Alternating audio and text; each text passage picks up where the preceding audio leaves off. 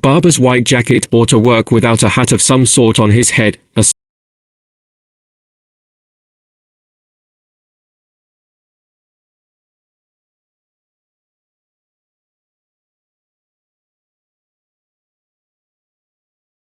Barber's white jacket or to work without a hat of some sort on his head, a stovepipe, a derby, a western, a Homburg.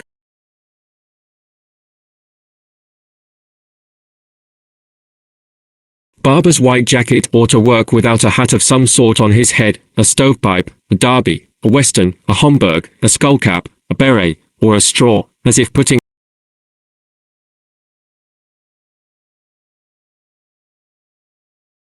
on these various hats somewhat expressed the quality.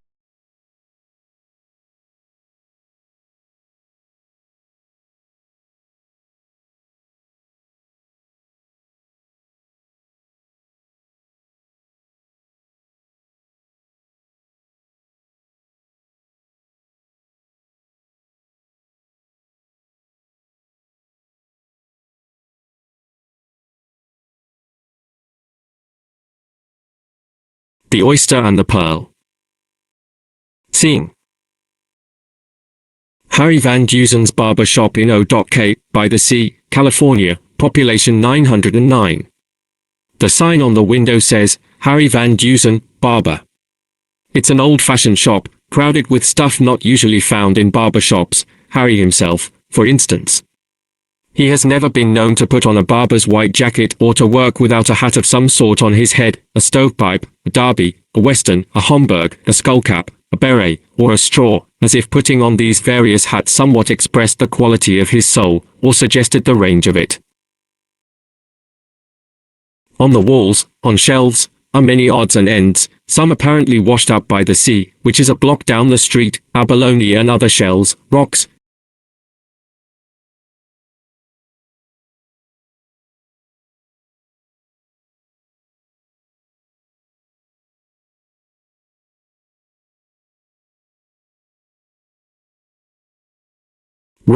pieces of driftwood, a life jacket, rope, sea plants. There is one old-fashioned chair. When the play begins, Harry is seated in the chair. A boy of 9 or 10 named Clay Larrabee is giving him a haircut. Harry is reading a book, one of many in the shop. Well, I did what you told me, Mr. Van Dusen. I hope it's all right. I'm no barber, though. He begins to comb the hair. You just gave me a haircut, didn't you? I don't know what you'd call it. You want to look at it in the mirror? He holds out a small mirror. No thanks. I remember the last one. I guess I'll never be a barber. Maybe not. On the other hand, you may turn out to be the one man hidden away in the junk of the world who will bring merriment to the tired old human heart. Who? Me? Why not? Merriment to the tired old human heart. How do you do that? Compose a symphony, paint a picture, write a book, invent a philosophy. Not me. Did you ever do stuff like that? I did. What did you do? Invented a philosophy. What's that? A way to live. What way did you invent? The take it easy way. That sounds pretty good. All philosophies sound good. The trouble with mine was, I kept forgetting to take it easy. Until one day. The day I came off the highway into this barber shop. The barber told me the shop was for sale. I told him all I had to my name was $80. He sold me the shop for $75, and threw in the haircut. I've been here ever since. That was 24 years ago. Before I was born. 15 or 16 years before you were born. How old were you then? Old enough to know a good thing when I saw it. What did you see? Okay, by the sea, and this shop, the proper place for me to stop. That's a couplet.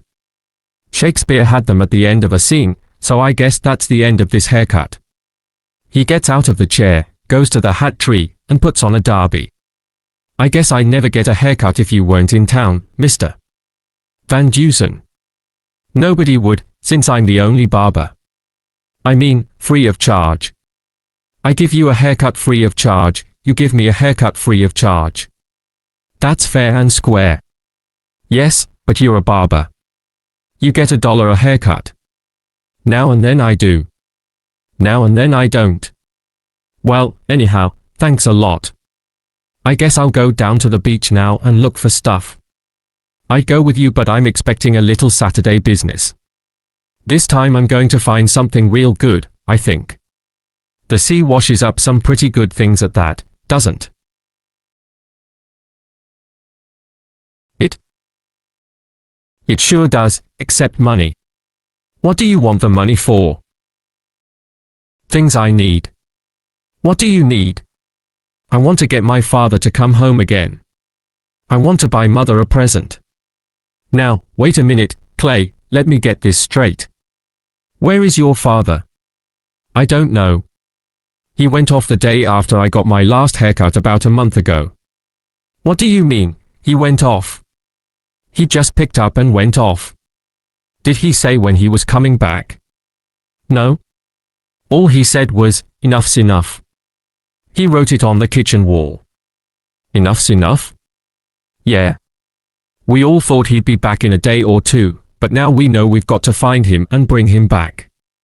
How do you expect to do that? Well, we put an ad in the O.K. by the Seagull. That comes out every Saturday. Opening the paper. This paper? But your father's not in town. How will he see an ad in this paper? He might see it. Anyhow, we don't know what else to do. We're living off the money we saved from the summer we worked, but there ain't much left. The summer you worked? Yeah. Summer before last, just before we moved here, we picked cotton in Kern Country. My father, my mother, and me. Indicating the paper. What do you say in your ad? Looking at it. Well, I say. Clark Larrabee. Come home. Your fishing tackle's in the closet safe and sound. The fishing's good, plenty of cabezon, perch, and bass. Let bygones be bygones. We miss you. Mama, Clay, Roxana, Rufus, Clara. That's a good ad. Do you think if my father reads it, he'll come home? I don't know, Clay. I hope so. Yeah. Thanks a lot for the haircut, Mr. Van Dusen. Clay goes out. Harry takes off the derby, lathers his face, and begins to shave with a straight-edge razor. A pretty girl comes into the shop, closing a colorful parasol. She has long blonde hair. Miss America, I presume. Miss McCutcheon. Harry Van Dusen. How do you do? Bowing. Miss McCutcheon. I'm new here. You'd be new anyway, brand new, I might say. Surely you don't live here. As a matter of fact, I do. At any rate, I've been here since last Sunday. You see, I'm the new teacher at the school. You are? Yes, I am. How do you like it? 1 week at this school has knocked me for a loop. As a matter of fact, I want to quit and go home to San Francisco. At the same time, I have a feeling I ought to stay. What do you think? Are you serious? I mean, in asking me? Of course I'm serious. You've been here a long time. You know everybody in town. Shall I go, or shall I stay? Depends on what you're looking for. I stopped here 24 years ago because I decided I wasn't looking for anything anymore. Well, one was mistaken. I was looking, and I found exactly what I was looking for. What's that? A chance to take my time. That's why I'm still here. What are you looking for, Miss McCutcheon? Well, I mean, besides a husband. I'm not looking for a husband. I expect a husband to look for me. That's fair. I'm looking for a chance to teach. That's fair too. But this town, the children just don't seem to care about anything, whether they get good grades or bad, whether they pass or fail, or anything else. On top of that, almost all of them are unruly. The only thing they seem to be interested in is games, and the sea. That's why I'm on my way to the beach now. I thought if I could watch them on a Saturday I might understand them better. Yes, that's a thought.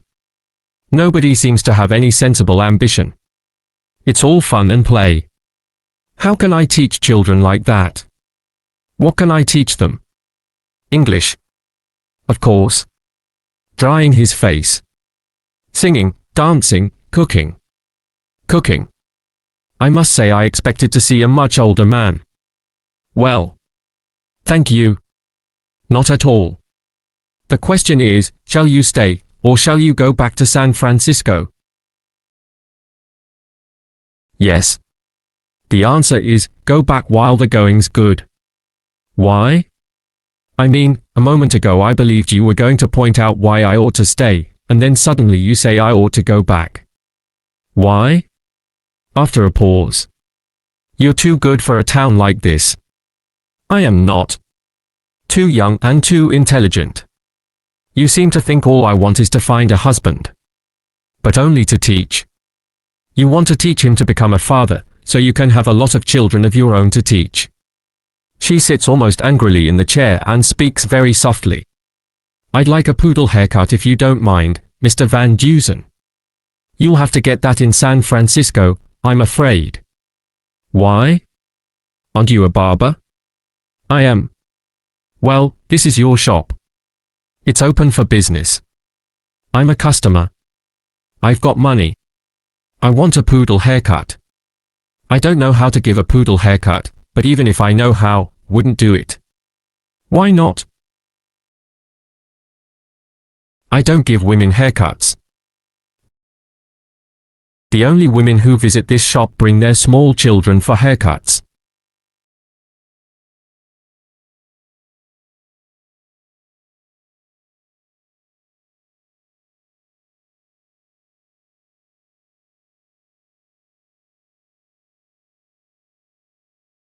I want a poodle haircut, Mr. Van Dusen. I'm sorry, Miss McCutcheon. In my sleep, in a nightmare, I would not cut your hair. The sound of a truck stopping is heard from across the street. Softly, patiently, but firmly. Mr. Van Dusen, I've decided to stay, and the first thing I've got to do is change my appearance. I don't fit into the scenery around here. Oh, I don't know. If I were a small boy going to school, I'd say you look just right. You're just like the children. They don't take me seriously, either. They think I'm nothing more than a pretty girl who is going to give up in despair and go home. If you give me a poodle haircut I'll look more, well, plain and simple. I plan to dress differently, too. I'm determined to teach here. You've got to help me. Now, Mr. Van Dusen, the shears. Please. I'm sorry, Miss McCutcheon. There's no need to change your appearance at all. Clark Larrabee comes into the shop. You're next, Clark. Harry helps Miss McCutcheon out of the chair. She gives him an angry glance. Whispering. I won't forget this rudeness, Mr. Van Dusen. Also whispering. Never whisper in O.K. by the sea. People misunderstand. Loudly, good day, miss. Miss McCutcheon opens her parasol with anger and leaves the shop. Clark Larrabee has scarcely noticed her. He stands looking at Harry's junk on the shelves. Well, Clark, I haven't seen you in a long time. I'm just passing through, Harry. Thought I might run into Clay here. He was here a little while ago. How is he? He's fine, Clark. I've been working in Salinas. Got a ride down in a truck. It's across the street now at the gasoline station. You've been home, of course? No, I haven't. Oh? After a slight pause. I've left Faye, Harry. You got time for a haircut, Clark? No thanks, Harry. I've got to go back to Salinas on that truck across the street. Clay's somewhere on the beach. Handing Harry 3 $10 bills. Give him this, will you? $30. Don't tell him I gave it to you. Why not? I'd rather he didn't know I was around. Is he all right? Sure, Clark. They're all okay. I mean, tell him to take the money home to his mother. He picks up the newspaper. The Gull. Sure, Clark. It came out this morning. Take it along. Thanks. He puts the paper in his pocket. How have things been going with you, Harry? Oh, I can't kick. 2 or 3 haircuts a day. A lot of time to read. A few laughs. A few surprises. The sea. The fishing. It's a good life. Keep an eye on Clay, will you? I mean, well, I had to do it. Sure. Yeah, well.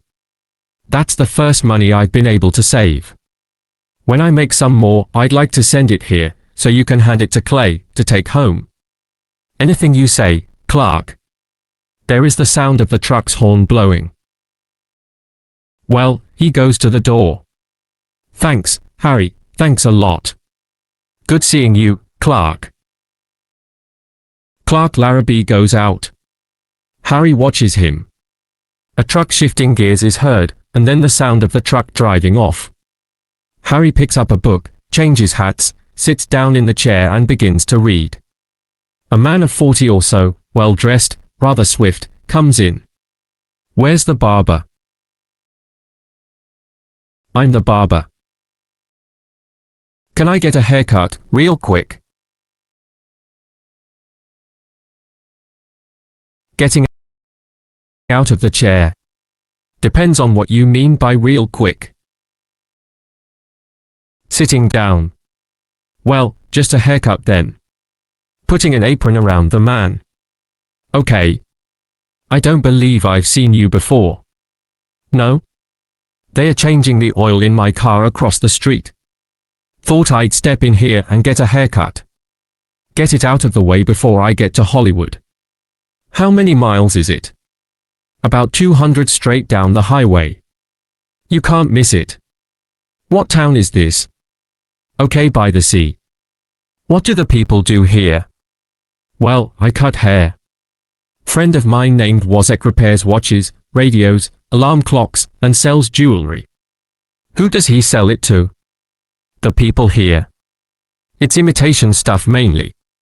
Factory here? Farms? Fishing? No. Just a few stores on the highway, the houses further back in the hills, the church, and the school. You a salesman?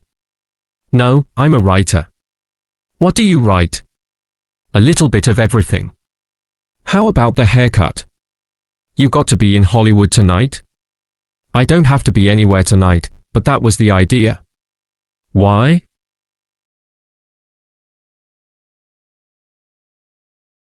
Well, I've always said a writer could step into a place like this, watch things a little while, and get a whole book out of it, or a play.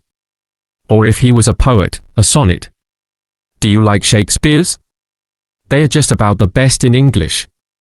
It's not often I get a writer in here. As a matter of fact, you're the only writer I've had in here in 20 years, not counting Fenton. Who's he? Fenton Lockhart.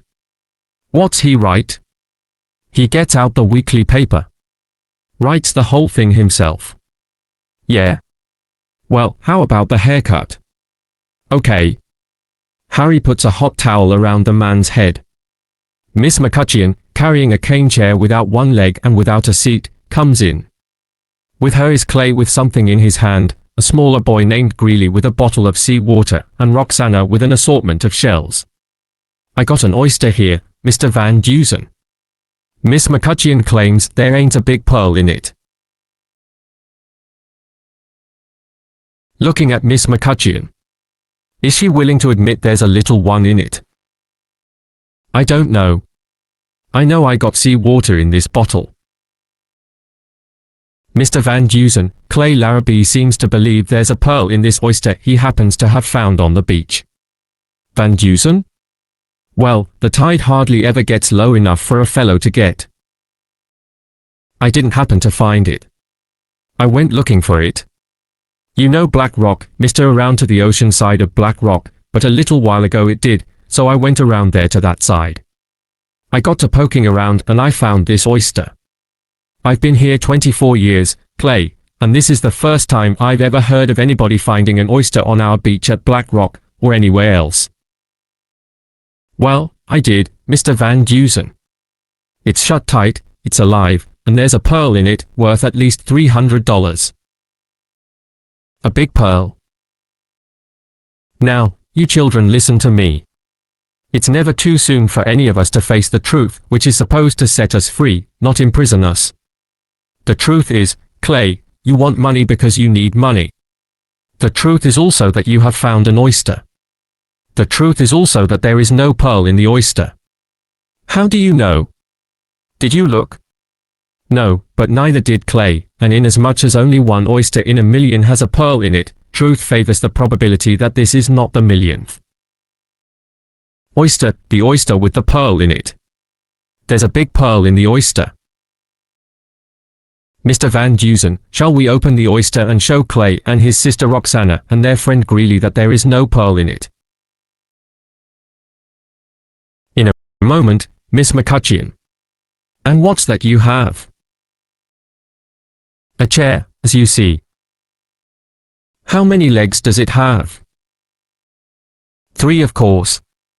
I can count to 3, I hope. What do you want with a chair with only 3 legs? I'm going to bring things from the sea the same as everybody else in town. But everybody else in town doesn't bring things from the sea, just the children, Judge Applegarth, Fenton Lockhart, and myself. In any case, the same as the children, Judge Applegarth, Fenton Lockhart, and you. Judge Applegarth? Who's he? He judged animals at a county fair one time, so we call him Judge. Hound's a little old-fashioned, but I prefer it to dogs, and since both words dogs or hounds mean the same thing, well, I wouldn't care to call a man like Arthur Applegarth a dog's judge. Did he actually judge dogs, as you prefer to put it, at a county fair one time? Did he even do that? Nobody checked up. He said he did. So that entitled him to be called Judge Applegarth? It certainly did. On that basis, Clay's oyster has a big pearl in it because he says so, is that it? I didn't say that. Are we living in the Middle Ages, Mr. Van Dusen? No, this is 1953, Miss McCutcheon. Yes, Greeley, and to illustrate what I mean, that's water you have in that bottle. Nothing else. Sea water. Yes, but there's nothing else in the bottle. No, but there's little things in the water. You can't see them now, but they'll show up later. The water of the sea is full of things. Salt, perhaps. No? Living things. If I look hard I can see some of them now. You can imagine seeing them. Mr. Van Dusen, are you going to help me or not? What do you want me to do? Open the oyster, of course, so Clay will see for himself that there's no pearl in it. So he'll begin to face reality, as he should, as each of us should. Clay, do you mind if I look at the oyster a minute? Handing the oyster to Harry. There's a big pearl in it, Mr. Van Dusen. Examining the oyster. Clay? Roxana? Greeley? I wonder if you'd go down the street to Wozzeck's. Tell him to come here the first chance he gets. I'd rather he opened this oyster. I might damage the pearl. Okay, Mr. Van Dusen. They go out. What pearl? What in the world do you think you're trying to do to the minds of these children?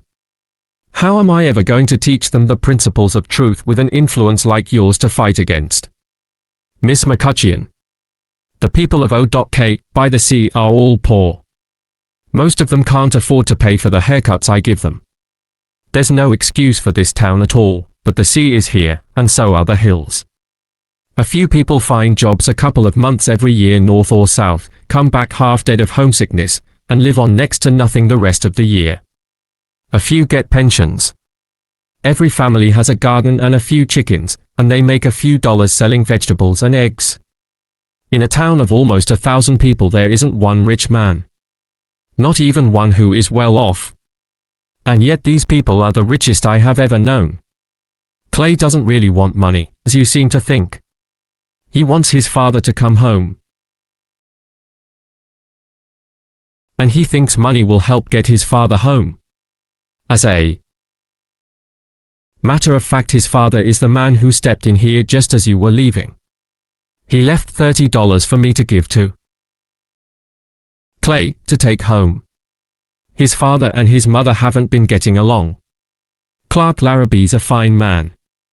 He's not the town drunk or anything like that, but having 4 kids to provide for, he gets to feeling ashamed of the showing he's making, and he starts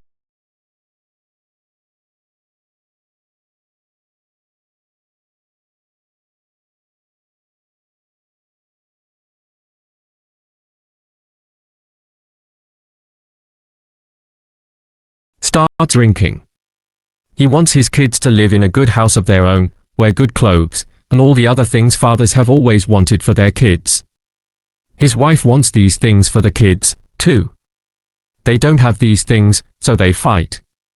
They had one too many fights about a month ago, so Clark went off. He's working in Salinas. He's either going to keep moving away from his family, or he's going to come back. It all depends on, well, I don't know what. This Oyster maybe. Clay maybe. Softly, you and me maybe. There is a pause. He looks at the oyster. Miss McCutcheon looks at it, too. Clay believes there's a pearl in this oyster for the same reason you and I believe whatever we believe to keep us going. Are you suggesting we play a trick on Clay, in order to carry out your mumbo-jumbo ideas? Well, maybe it is a trick. I know Wozek's got a few pretty good-sized cultivated pearls. You plan to have Wozek pretend he has found a pearl in the oyster when he opens it, is that it? I plan to get $300 to Clay. Do you have $300? Not quite. What about the other children who need money? Do you plan to put pearls in oysters for them, too? Not just here in OK by the Sea. Everywhere. This isn't the only town in the world where people are poor, where fathers and mothers fight, where families break up. No, it isn't, but it's the only town where I live. I give up. What do you want me to do? Well, could you find it in your heart to be just a little less sure about things when you talk to the kids, I mean, the troubled ones? You can get Clay around to the truth easy enough just as soon as he gets his father home. Judge Applegarth, may I present Miss McCutcheon? Arthur Applegarth comes in, removing his hat and bowing low. An honor, miss. How do you do, Judge? Miss McCutcheon's the new teacher at school. We are honored to have you. The children, the parents, and the rest of us. Thank you, Judge. To Harry, whispering, I'll be back as soon as I change my clothes. Whispering. I told you not to whisper. I shall expect you to give me a poodle haircut. Whispering. Are you out of your mind? Good day, Judge. Bowing. Good day, Miss McCutcheon goes out. Judge Applegarth looks from the door to Harry. She won't last a month. Why not? Too pretty. Our school needs an old battle axe like the teachers we had when we went to school, not a bathing beauty. Well, Harry, what's new? Just the teacher, I guess. You know, Harry, the beach isn't what it used to be, not at all. I don't mind the competition we're getting from the kids. It's just that the quality of the stuff the sea's washing up isn't good anymore. He goes to the door. I don't know. Clay Larrabee found an oyster this morning. He did? Well, one oyster does not make a stew, Harry. On my way home I'll drop in and let you see what I find. Okay. Judge. The judge goes out. Harry comes to life suddenly and becomes businesslike. Now, for the haircut. He removes the towel he had wrapped around the writer's head. Take your time. He examines the shears, clippers, and combs. Let's see now. The writer turns and watches. A gasoline station attendant comes to the door.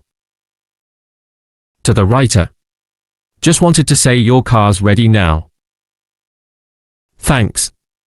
The attendant goes out. Look. I'll tell you what. How much is a haircut? Well, the regular price is $1. It's too much for a haircut, though, so I generally take a half or a quarter. Getting out of the chair. I've changed my mind. I don't want a haircut after all, but here's $1 just the same. He hands Harry $1 and he himself removes the apron. It won't take a minute. I know. You don't have to pay me $1 for a hot towel. My compliments. That's okay, he goes to the door. Well, take it easy now. Thanks. He stands a moment, thinking, then turns. Do you mind if I have a look at that oyster? The writer goes to the shelf where Harry has placed the oyster, picks it up, looks at it thoughtfully, puts it back without comment, but instead of leaving the shop he looks around at the stuff in it. He then sits down on a wicker chair in the corner, and lights a cigarette. You know, they've got a gadget in New York now like a safety razor that anybody can give anybody else a haircut with. They have?